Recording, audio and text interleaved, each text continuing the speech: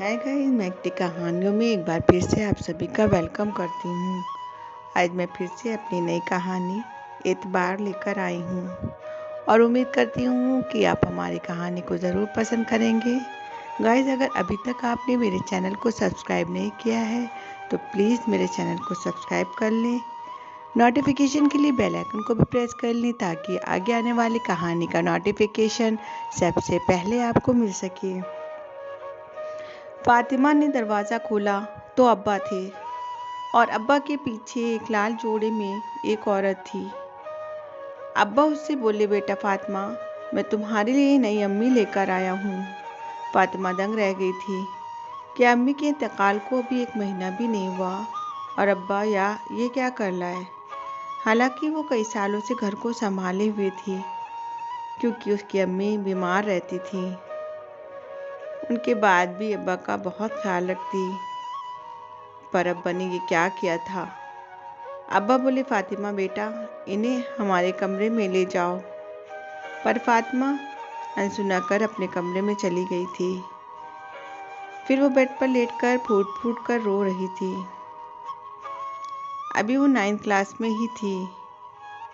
जब वो 6th class में थी तभी उसकी अम्मी बीमार रहने लगी थी। तब से उस घर को उसने संभाल लिया था।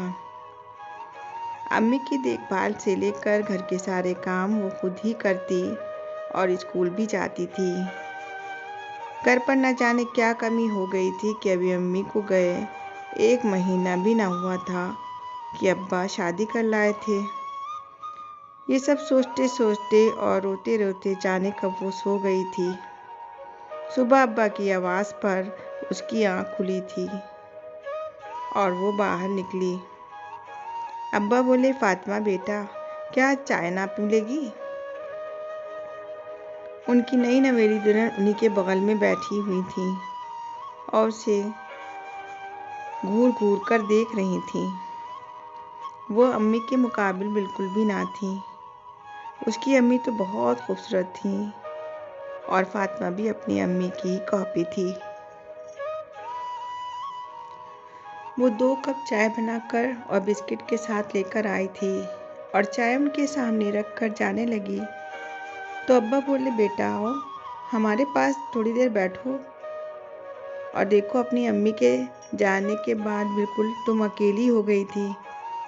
इसी वजह से मैंने शादी की ताकि तुम अपनी पढ़ाई ठीक से कर सको। इंशाल्लाह तुम्हारी पढ़ाई या तुम्हारा जो हक है इस घर पर, उसमें कोई फ़र्क ना पड़ेगा। ये तुम्हारी अम्मी की जगह है, तुम इनके साथ प्यार से मिलकर रहो। तो वो भी उठकर फातिमा के पास आ गई थी। बोली, हाँ बिल्कुल। फातिमा बोली, अच्छा, मैं नाश्ता बनाकर स्कूल जा रही हूँ, कहकर वो किचन में आ गई थी। अब्बा की दूसरी बीवी अच्छी औरत ना थी, इतना तो फातिमा जान गई थी, क्योंकि वो अब्बा के सामने तो बहुत मोहब्बत दिखाती पर उनके जाने के बाद उसके साथ बुरा सलूक ही करती और ये भी चाहती थी कि पढ़ाई छोड़कर घर के सारे काम वो ही करे। पर यहाँ पर उसके अब्बा के सामने बिल्कुल ना चलती थी। वो सोचती कि अब्बा से उनके बारे में बताए, पर अब्बा के पास भी उसके पास बैठने का कोई टाइम ना होता। उनसे सामना होता तो इतना, फातिमा तुम्हारी पढ़ाई कैसी चल रही है। इसी तरह से 4 साल बीत गए। उसने इंटरमीडिएट पास कर BSc में दाखिला ले लिया था।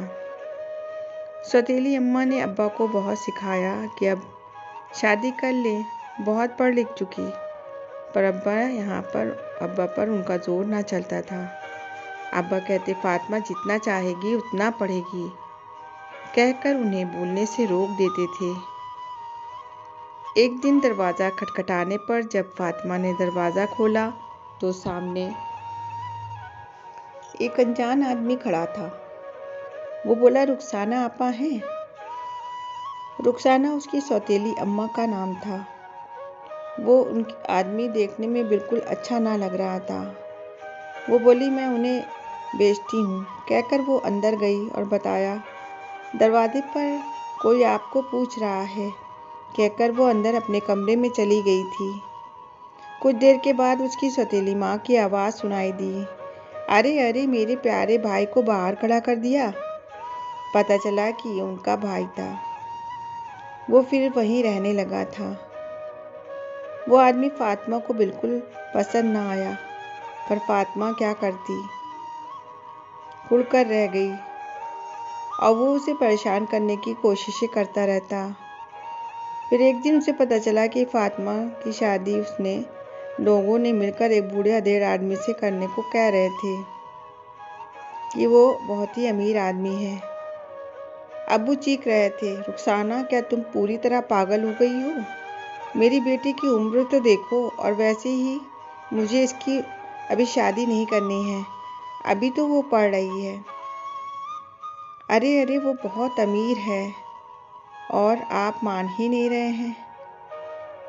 पर अब्बा इस बात पर राजी ना हुए।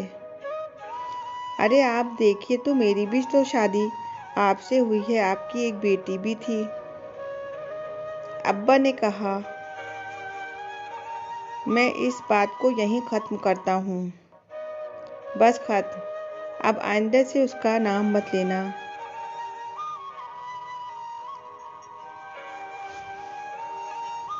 फातिमा ने एक दिन दोनों को बातें करते सुना। वो आपस में कह रहे थे कि बुड्ढा फातिमा के लिए पूरी तरह पागल है और उसे शादी करने के लिए कह रहा है, और जितनी रकम चाहिए वो हमें दे देगा। जब से उसकी तस्वीर दिखाई है वो दीवाना हो गया है। उस बुड्ढे ने एडवांस में 5 लाख हमें दिए हैं, और अगर ये शादी ना हुई तो ये कीमत हमें उसे चुकानी पड़ेगी। रुखसाना के भाई ने उससे कहा। रुखसाना बोली, इसका बाप तो मान ही नहीं रहा है। देखो, कोई ना कहीं हल तो निकाला ही जाएगा। एक दिन फातिमा कॉलेज से लौट रही थी कि एक तेज रफ्तार गाड़ी उसके पास आकर रुकी थी। उनमें से एक लड़का निकलकर फातिमा को तेजी से घसीट कर और उसके मुंह पर कपड़ा रखा और उसे अंदर गाड़ी में घसीट लिया। फातिमा बेहोश हो चुकी थी। जब उसे होश आया तो वो एक अंधेरे कमरे में बंद थी। तभी बाहर से किसी ने दरवाज़ा खोला था, तो वही लड़का अंदर आया और वो कमरे के अंदर आकर उसने लाइट ऑन की और एक प्लेट में कुछ खाना रखा था, एक गिलास पानी था, उसकी तरफ बढ़ाया। तो उसने कहा कि तुमने मेरे साथ ऐसा क्यों किया है? तो वो बोला, ऐसा करना मेरी मजबूरी है। मैं तुम्हें तुम्हारे घर कल पहुंचा दूंगा।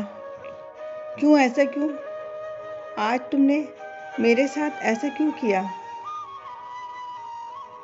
ये मुझे बताओ। और मेरे अब्बा तुम्हें छोड़ेंगे नहीं, वो मुझे ढूंढ रहे होंगे और तुम्हें ज़रूर पुलिस के हवाले कर देंगे।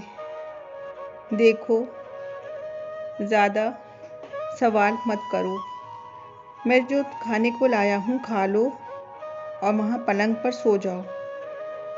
मैं तुम्हें कोई नुकसान ना पहुँचाऊँगा और कल मैं तुम्हें तुम्हारे घर छोड़ दूँगा। दूसरे दिन उसने अपने कहे मुताबिक उसके घर के बाहर उसे छोड़कर चला गया था। जब वो अंदर पहुंची तो उसकी सौतेली माँ झूठे आंसू बहा कर कह रही थी, देखिए देखिए, इसने मेरे मुंह पर कालिक पोत दी और मुंह उठाए कैसे चली आ रही है। अभी मेरे भाई ने खुद देखा है, इसे एक लड़का छोड़कर गया है।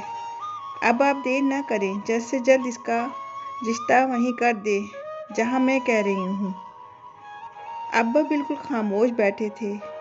उसने अब्बा को अपनी सफाई देनी चाहिए, पर अब्बा बोले, ये सब कब से चल रहा है? कौन है वो लड़का जिसके ताम तुम आई हो? वो बोली, ये अब वो समझ गई थी कि ये सब साजिश ज़रूर उसकी सौतेली माँ और उसके सौतेले मामा की है। वो अपने कमरे में आकर बहुत रोई, क्योंकि अब्बा भी उस पर एतबार ना कर रहे थे। दूसरे दिन जब वो अपने कॉलेज जाने के लिए तैयार हो रही थी, अब्बा ने उससे कहा, अब तुम्हारा कॉलेज जाना बिल्कुल बंद है और अब की संडे को तुम्हारा निकाह करवा देंगे। वो दोनों चौंक कर अब्बा की तरफ देखने लगे।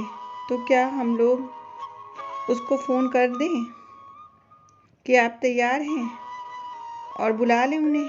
तो अब्बा बोले, नहीं, मैं खुद इसका निकाह जहाँ चाहूँगा वहाँ करूँगा। संडे को उसका निकाह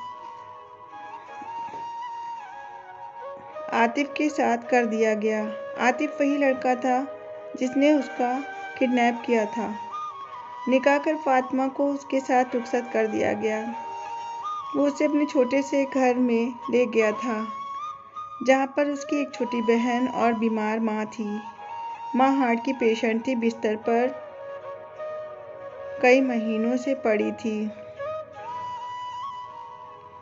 वो उसने कहा कि मैं तुम्हारा गुनहगार हूँ और तुम्हारा किडनैप भी मैंने पैसे के लिए किया था ताकि मैं अपनी माँ का इलाज करवा सकूं, क्योंकि इनकी हार्ट सर्जरी होनी है और मुझे पैसा चाहिए था।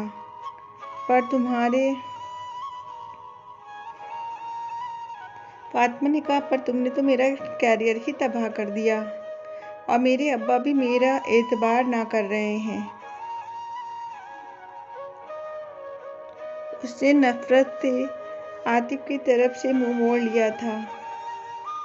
आतिफ वहां से चला गया। फिर उसकी बहन आई और सामने बने एक कमरे में उसे ले गई जहां पर एक बेड पड़ा था। कहा, यहाँ पर आप आराम कर लीजिए, कहकर वो चली गई। उसके जाने के बाद फातिमा ने कमरे के दरवाजे को लॉक कर लगा कर बिस्तर पर लेट गई थी और सो गई। सुबह दरवाज़ा खटखटाने पर जब उसकी आंख खुली तो वो उठी थी। दरवाज़ा खोला तो आतिफ की बहन नूरी थी। वो उसके लिए चाय लेकर आई थी। वो दुल्हन के लिबास में थी, उसे बहुत गर्मी लग रही थी। तभी आतिफ एक बैग लेकर आया और उसके कमरे में रख गया था। उसने खोला तो उसमें उसके कपड़े थे, वो जो अपने घर पर पहना करती थी। दहेज के नाम पर ये कपड़े अब्बा ने उसको दिए थे। उसने उसके एक सूट निकाला और नूरी से बाथरूम पूछकर वहां नहाने के लिए चली गई थी। एक कमरे से उसकी माँ की कराहने की आवाज़ें आ रही थी। उसने वहां जाकर झांक कर देखा तो वतीन अपनी अम्मी के पास बैठा था और माँ दर्द से तड़प रही थी। वहां से अपने उसी कमरे में आ गई जहां उसने रात गुजारी थी। नूरी उसकी हर ज़रूरत का ख्याल रखती थी। आतिफ सिर्फ उसे दिखाई ही ना देता था, पर वो सिर्फ उसकी तरफ आकर नफरत से देखती थी। एक दिन उसने सुना कि आतिफ नूरी से कह रहा था कि अम्मी के ऑपरेशन के लिए पैसों का इंतज़ाम हो ही नहीं रहा है और जिनके कहने पर मैंने फातिमा का किडनैप किया था उन्होंने भी पैसा देने से इनकार कर दिया है। कह रहे हैं कि कैसा पैसा, जैसा हम चाहते थे वैसा तो हुआ ही नहीं। पैसा किस बात के लिए मांग रहे हो? फातिमा ने पहली बार अपने दिल में उसके लिए हमदर्दी महसूस की थी। फिर नूरी ने उसे बताया था कि हमारे अब्बा जब भाई 5 साल के थे और मैं 2 साल की थी तभी इंतकाल कर गए थे। हमारी अम्मी ने काफ़ी मेहनत कर हम लोगों की परवरिश की। भाई जॉब की तलाश कर रहे हैं। कई जगह से उन्हें जॉब का लेटर आया, पर सिफारिश न होने की वजह से जॉब नहीं लग पा रही थी। इसी बीच अम्मी बीमार हो गई तो हम लोगों पर मुसीबत आन पड़ी। नहीं तो भाई आपका किडनैप कभी न करते। इसीलिए भाई ने आपका किडनैप कर जो गुनाह किया है वो कभी न करते। फातिमा ये सब सुनकर रो पड़ी थी। उसे आतिफ और उसकी अम्मी से काफ़ी हमदर्दी महसूस हो रही थी। फिर उसकी अम्मी के कमरे में आ गई थी। उन्हें सलाम कर उनकी खैरियत पूछी। आतिफ वहीं बैठा था। वो उसकी तरफ देखने लगा था, पर फातिमा उसकी अम्मी के ऑपरेशन के लिए कोई मदद न कर पा रही थी। एक दिन फातिमा के अब्बू राशिद खान ऑफिस से जल्दी घर आ गए। दरवाज़ा खुला था। वो सीधे अंदर चले आए थे। रुखसाना अपने कमरे में अपने भाई से बातें कर रही थी। उसका भाई कह रहा था, बाजी, हम लोगों का पूरा प्लान तुम्हारे मियाँ ने ख़राब कर दिया। पूरे 25 लाख रुपए चले गए। अगर तुम्हारे मियाँ उस बुड्ढे से फातिमा की शादी कर देते तो सोचो आज हम लोग पैसों से खेल रहे होते। रुखसाना बोली, प्लान तो अच्छा था, उसका किडनैप करवाया, सोचा सब कुछ की बदनाम कर उसकी शादी हम लोग उसी बुड्ढे से करवा देंगे और पैसों में खेलेंगे, पर इन्होंने तो हमारा सारा प्लान ही चौपट कर दिया। और मेवा उस आतिफ को मिला, 2 कौड़ी का लड़का जिसको उसकी माँ ने को ऑपरेशन के लिए पैसे की ज़रूरत थी, लालच देकर किडनैप करवाया था। अरे उनकी माँ मरे या जिए, हमारी बला से आया था पैसा लेने के लिए, हाथ जोड़ रहा था। पर बाजी, मैंने कहा जब हमें कुछ ना मिला तो हम तुम्हें कहाँ से देंगे। बाजी, अब तुम ये सोचो कि इस बुड्ढे से हम अपनी सारी जायदाद अपने नाम करवा लो। अगर इसको सब पता चल गया तो सारा पैसा, जायदाद, मकान अपनी बेटी को दे देगा और तुम्हें फूटी कौड़ी भी ना मिलेगी। तभी राशिद साहब दोनों के सामने आ गए थे।